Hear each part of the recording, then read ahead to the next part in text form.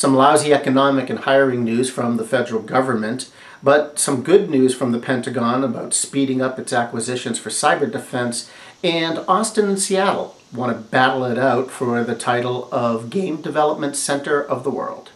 I'm Mark Pfeffer, and this is the DICE News Update for Tuesday, July 26, 2011.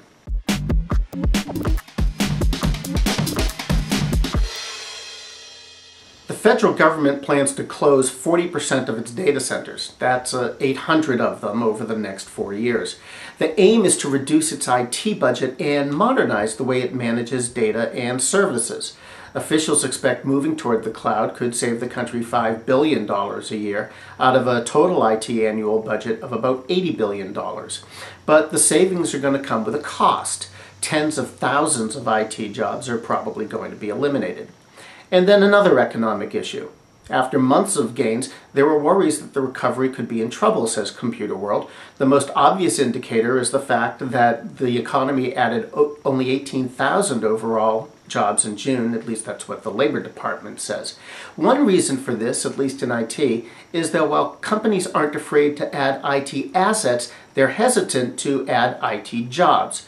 So far this year, tech hiring has been improving, though. Since January, 55,500 IT jobs have been created in the United States, and the mean compensation is rising, but slowly. It's increased in 73 job categories by just 0.35%. That brings it to January 2008 levels. More from Washington, D.C. The Defense Department wants to revamp its approach to acquisitions when it comes to defending cyberspace.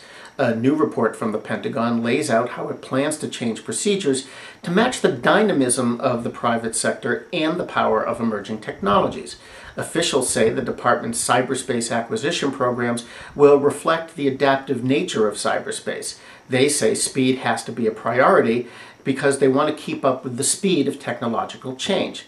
The goal? Reduce acquisition times to 12 to 36 months from the current 7 or 8 years. Finally, Electronic Arts is spurring excitement in 2 different metropolitan regions because of 2 separate moves. In Austin, the company is creating 300 jobs as it brings a branch of its sports division to its headquarters there.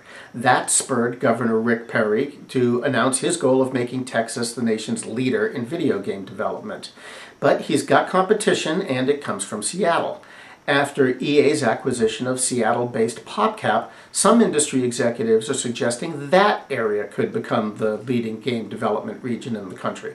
Certainly, there's a lot of speculation about more business deals going on up there. Local firms Valve Software and Big Fish Games are both considered to be acquisition targets.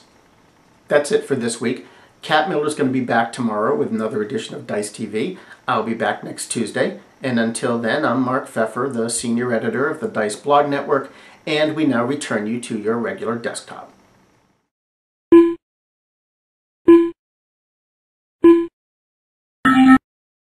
I'm really sorry if you heard barking. That was my old curmudgeon terrier, Cody, who hasn't yet figured out that when I'm doing this, I'm trying to earn his dog food. Because he won't do it.